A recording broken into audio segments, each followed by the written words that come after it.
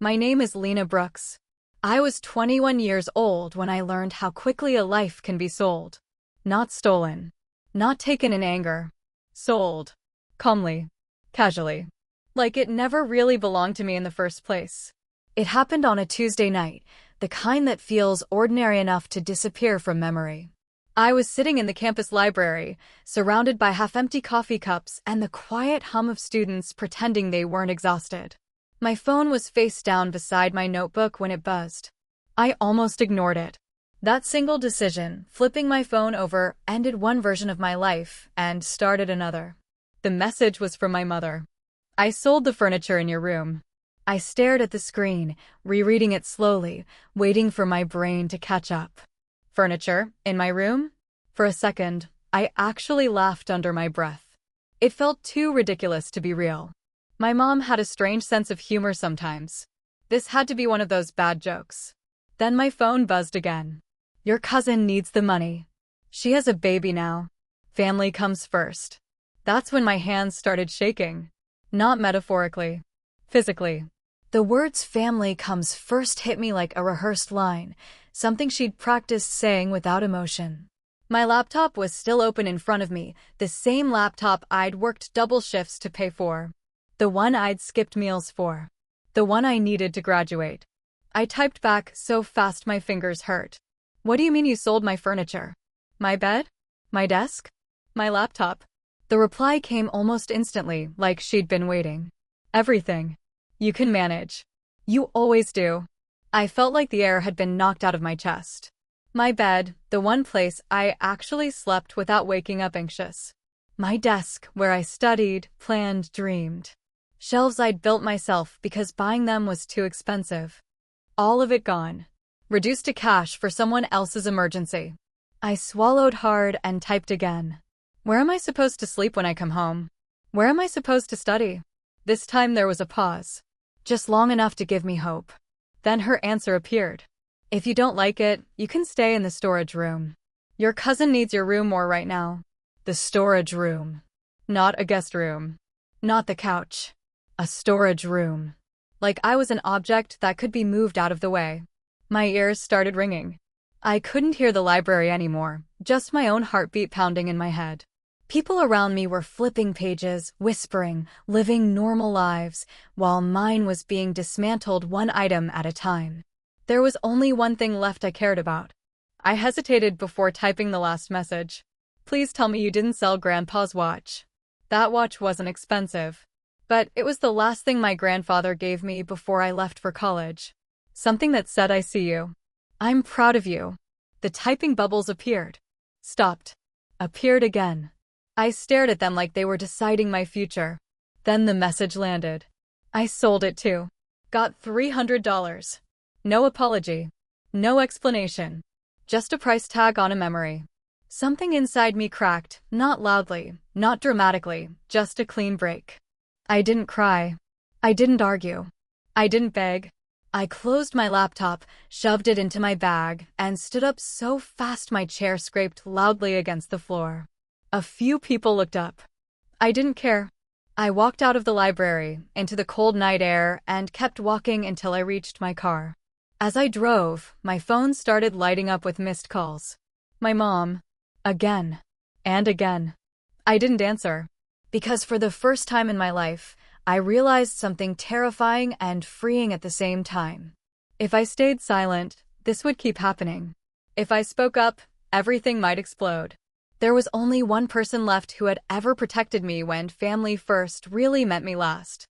By the time I pulled into my grandfather's driveway, my hands were numb from gripping the steering wheel too tightly. I didn't remember the drive. Not the traffic lights. Not the radio. Just flashes of those messages replaying in my head like a broken recording. "I sold your bed. Stay in the storage room." The watch was sold for $300. The porch light was on, spilling warm yellow light across the steps. It felt like the only safe place left in the world. I sat there for a moment, engine off, staring at the front door. Part of me wanted to turn around. Because once I said the words out loud, there would be no pretending this was just a misunderstanding. I finally opened the car door and walked up the steps. I knocked twice. The door opened almost immediately, like he'd been standing right behind it. "Lena," he said softly, using the name only he used when he knew something was wrong. His eyes scanned my face. What happened? That question shattered whatever control I had left. "She sold my things," I said, pushing past him into the hallway. "All of them. My bed, my desk, my laptop. Everything." He closed the door quietly behind me. "And the watch," I added, my voice breaking despite my effort to stay calm. "The one you gave me. She sold that too." He didn't interrupt. He didn't sigh. He didn't defend her. He guided me into the living room, sat me on the couch, and waited. So I told him everything. The texts. The storage room comment. The way family comes first always somehow meant my cousin comes first. The years of being the responsible one. The one who could give things up just this once. Over and over again. As I talked, my mind kept drifting into dark little fantasies. Marching back into my old room with a camera, filming the empty walls. Posting it online. My mom sold my life for $300. Calling a lawyer. Suing her. Sitting in a courtroom while someone in authority finally said, "You are wrong." Or disappearing completely. Packing what little I had left and vanishing without a word. Letting her feel what abandonment actually felt like. Revenge. Escape. Exposure. I didn't know which one I wanted more. She said I could live in the storage room, I finished quietly. Like I was extra. My grandfather hadn't said a word the entire time. Then he spoke. "She sold the watch," he asked again slowly. I nodded, shame flooding my chest. I thought that was the one thing she wouldn't touch. He leaned back in his chair, jaw tightening. "I gave that watch to you," he said. "Not to her. She had no right." A heavy silence settled between us. Then he asked a question that cut deeper than anything else that night. "Lena, why do you think she chose your things instead of her own?" I looked at him confused. "Because she doesn't care about me," I said automatically. He shook his head. "She cares," he said carefully. "Just not the way a mother should." I frowned. "Then why?" "She chose your things," he interrupted gently, "because you're the one she expects to survive it." The words landed slowly. "She thinks you're strong enough to lose everything and still be okay," he continued. "So when there's a crisis, you're the safest option to sacrifice." Sacrifice. The word sat heavy in my chest. "That's not strength," I whispered. "That's being disposable." His eyes sharpened. "Exactly." He stood up and walked toward a small cabinet against the wall. The one with the locked drawer I'd seen my whole life but never questioned. He unlocked it. Inside was a thick folder. He brought it over and placed it on the coffee table between us. "I didn't want to involve you in this," he said, opening it. But selling that watch crossed a line. Inside were bank statements, transfers, checks, years of financial records. My mother's name was everywhere. "She's been living in my house and living off my money for years," he said quietly. I told myself I was helping her get back on her feet. But she never stopped leaning. My throat went dry. "What are you saying?" He closed the folder and looked me straight in the eyes. "I'm saying you're not the one who should be sleeping in a storage room," he said. "And I'm done letting your mother treat you like collateral." He reached into the cabinet again and pulled out an envelope, sliding it toward me. Inside were copies of documents. His will. And the deed to the house, with handwritten notes marked to be updated. "Tomorrow," he said calmly, "you and I are going to my lawyer. I want everything documented. And then we're going to talk to her." My heart started racing. "She's going to lose it," I whispered. "She always says I'm ungrateful when I bring things up." "Then let her scream," he replied. "She's been screaming over your life for years. This time, we'll speak with facts." My phone buzzed on the table. Another message from my mother. "Why aren't you answering? Your cousin is crying. You're making everything harder." I stared at the screen. Then I turned the phone face down. For the first time in my life, I didn't feel obligated to fix it. My grandfather watched me quietly. "You need to decide something tonight," he said. "Do you want to try to fix this relationship, or do you want to protect yourself, even if it costs you one?" The question sat between us like a loaded weapon. I'd never allowed myself to think it out loud before. "Can it be both?" I asked. He nodded slowly. "We can try." But we start with protecting you. The next afternoon, we pulled into the driveway of the house I was supposed to call home. I hadn't been here since the messages. Since my bed stopped being my bed. Since my room became a storage unit for someone else's life. My stomach twisted as my grandfather turned off the engine. "Remember," he said calmly, "you don't need to raise your voice to be strong. Let the facts do that." I nodded, even though my hands were shaking. We walked up the steps together. When the door opened, my mother was already there, arms crossed, jaw tight, eyes sharp with anger. She must have been watching from the window. So, she snapped, looking straight at me and ignoring my grandfather completely. "You ran to him." The old version of me would have shrunk at that tone. Apologized. Explained. Tried to calm her down. This time, I stepped aside. My grandfather walked in first. "Jane," he said, his voice colder than I'd ever heard it. "We need to talk about the things you sold that didn't belong to you." She rolled her eyes dramatically. "Oh, here we go. You're really taking her side now." She turned back to me. "You know how hard it's been for Savannah. She has a baby. You're an adult. You can replace a bed." I felt something steady settle in my chest. I pulled out my phone. "Can I replace this?" I asked quietly, tapping the screen. I showed her the messages. The list of items. The storage room comment. The line about the watch. She glanced at the phone, then looked away like it burned. "You're being dramatic," she said. "I told you I'd help you get another laptop later. You're making this into a bigger deal than it is." My grandfather stepped closer. "She's not," he said sharply. "That watch was not yours to touch." I gave it to her. My mother's face hardened. "It was in my house," she shot back. "I made a decision for my family." "Mothers protect their children," my grandfather replied. "They don't empty their rooms and call it support." Then he said the word that changed everything. Selling that watch was theft. The room went silent. For just a second, something flickered across my mother's face. Not guilt. Fear.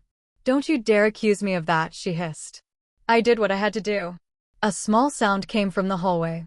Savannah appeared, holding her baby awkwardly against her shoulder. She looked exhausted, dark circles, hollow eyes, the weight of too much responsibility sitting on someone too young. "Can we not fight in front of the baby?" she murmured. My mother spun toward her instantly. "See," she snapped.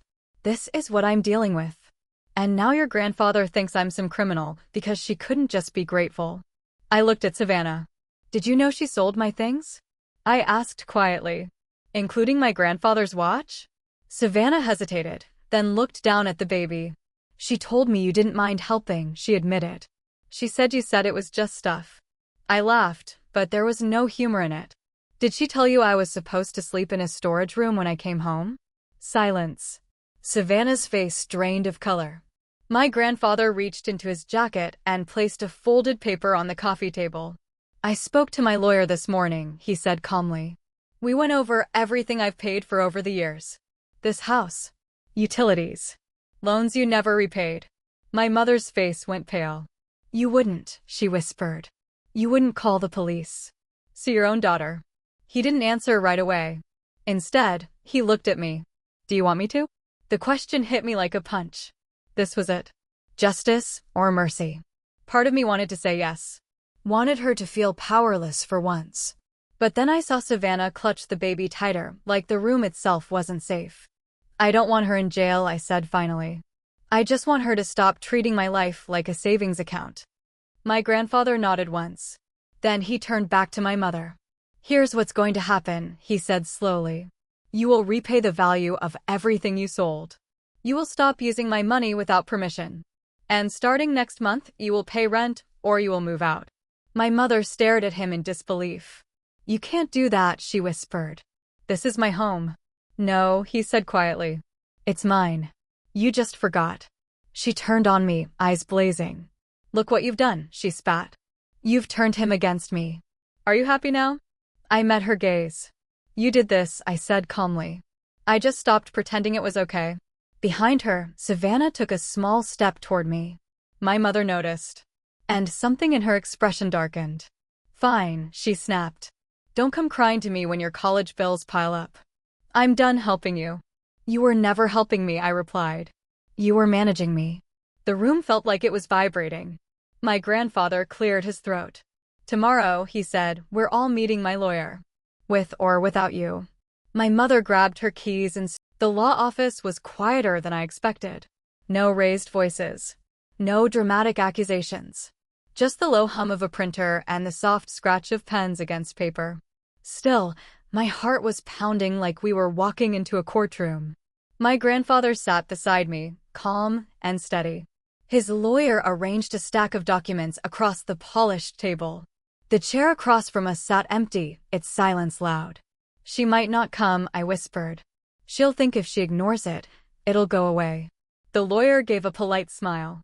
The paperwork doesn't depend on her presence, he said. But it's better if she hears it.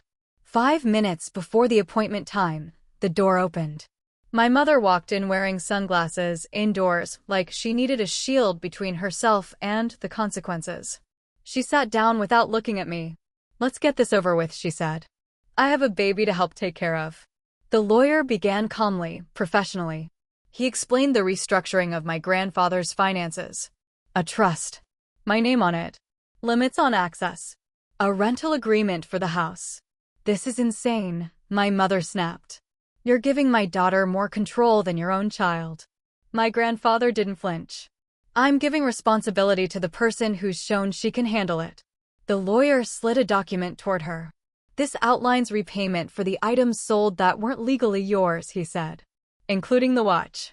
She skimmed it, then laughed, a sharp, brittle sound. With what money? She scoffed.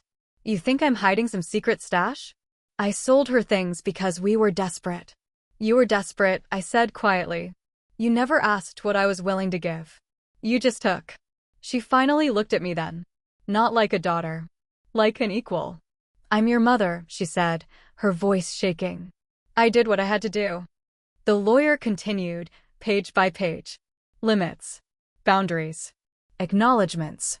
At some point, my mother's sunglasses came off. Her eyes were panicked. Dad, she whispered. Please don't do this. You're humiliating me. He sighed, not angry, just tired. You humiliated her, he said softly, when you stripped her room bare without asking. She pressed her hands to the table. You don't understand, she said. I wake up every day feeling like I'm failing one child or the other. Savannah calls crying about rent. And you send pictures of scholarships and grades. Her voice broke. I picked the one who needed me more. No, I said gently. You picked the one who made you feel needed. That was when she really broke. Tears spilled as she stared at the table. I never meant to hurt you, she whispered. I just didn't want Savannah to lose everything like I did. My grandfather's voice softened. And so you made your own daughter lose everything instead. The lawyer slid a pen across the table. Signing this doesn't make you a bad mother, he said calmly. It acknowledges mistakes and prevents them from happening again. My mother stared at the pen like it was dangerous. If I sign this, she whispered, I lose control. I shook my head. No, I said. You lose control of me. The room went completely silent. After a long moment, she picked up the pen. Her hand shook as she signed. Once. Twice. Again. With every signature, something drained out of her, the authority she'd built on sacrifice. When it was over, she pushed the papers away. Are you happy now? She asked me. You've turned your own mother into the villain. I swallowed. You did that when you treated me like property, I said. I'm just making sure I don't forget what it cost me to say no. As we walked out, my grandfather squeezed my shoulder. You did well. I don't feel well, I admitted. I feel like I burned a bridge. He nodded. Sometimes, he said, that's how you build a road instead. But as we reached the car, I couldn't stop thinking. If boundaries are written in ink, can love survive them? The fallout didn't come with shouting or slammed doors. It came quietly. In phone calls that ended a little too fast. In relatives who suddenly wanted both sides of the story. In the way my mother stopped speaking about sacrifice and started speaking about stress. Word traveled fast through the family, not the dramatic version my mother preferred, but the factual one. My grandfather stopped staying silent. When relatives called, he explained calmly what had been sold, whose money had paid for what, and how long he'd been covering the damage. For the first time, the question wasn't why is Lena being difficult? It was why did no one stop this earlier? At home, everything changed. My mother read bank notices slowly now, like they were written in a language she was still learning. The first month, she paid rent. The second, she complained. By the third, she sat at the kitchen table late at night staring at bills like they might rearrange themselves if she waited long enough. I didn't live there anymore. My grandfather had offered me his guest room for as long as you need. And for once, I said yes. With stability came something new: silence. Real silence. The kind where your brain finally stops bracing for disaster. I slept through the night. I studied without fear. I worked part-time and bought a new laptop with my own paycheck. That space changed me. In one of my classes, we were assigned a project on financial abuse within families. The topic made my stomach tighten, but it also gave me language for something I'd never been able to name. I turned my story into a project. Changed the names. Blurred the details. I recorded a voiceover and uploaded it as an unlisted video for my professor. Then I forgot about it. Until one night, my phone buzzed. Your video has been shared 500 times. By the end of the week, it had hundreds of thousands of views. The comments poured in. This is my mom. I thought I was ungrateful. Thank you for saying this out loud. People weren't arguing with my story. They were recognizing themselves in it. I panicked at first. What if my mother saw it? But as I read message after message, fear turned into something else. Justice, without screaming. Truth, without permission. The next time I visited my mother's house, the changes were impossible to miss. The expensive TV was gone. Brand-name groceries replaced by generic labels. The house felt smaller, not emotionally, financially. You look good, she said stiffly, looking me over. Busy? Very, I replied. School. Work. Content. She frowned. What kind of content? I didn't hide it anymore.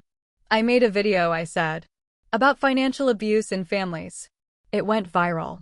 Her face went still. Is it about me? It's about a pattern, I said carefully. If you see yourself in it, maybe there's a reason. She turned away. Do you know what people will think of me? She snapped. Do you know what people thought of me? I asked quietly. Silence. Later, she admitted she'd watched the video. I was angry at first, she said. Then I saw the comments. She paused. They all sounded like you. That's when the story she'd told herself began to collapse. Months passed. The house went up for rent again. Savannah moved out on her own. And eventually, my mother did too. I saw the moving truck the day I came by.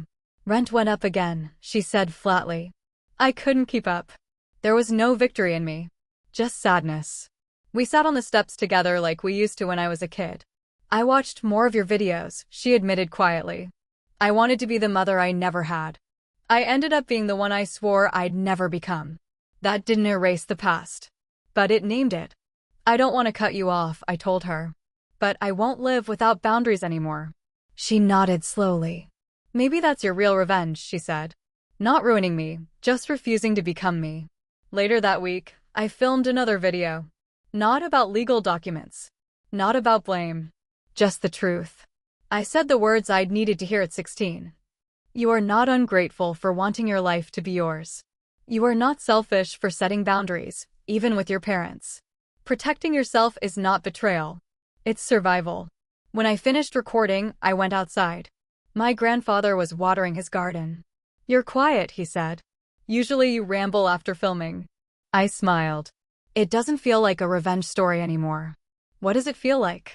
A recovery story. He nodded. That's the kind worth telling. Somewhere across town, my mother was learning to live without a safety net she hadn't earned.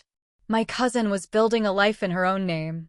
And I was finally living without fear of being sold piece by piece. Revenge didn't look like destruction. It looked like refusing to pass the damage on. So I'll leave you with this. When your family mistakes your patience for permission, how long will you let them write your story before you take the pen and rewrite it yourself?